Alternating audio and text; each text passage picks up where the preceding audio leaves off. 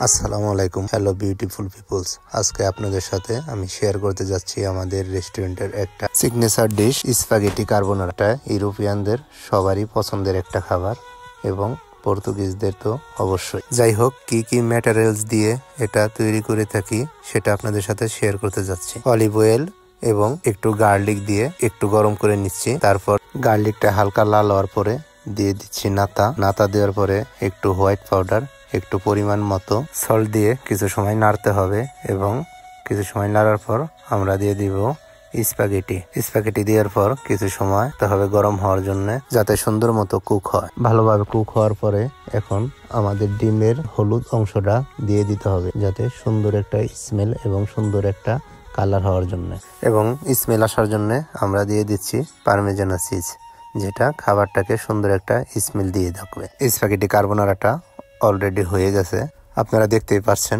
Perfect একটা colour এবং খুব সুন্দর একটা স্মেল বের হয়েছে।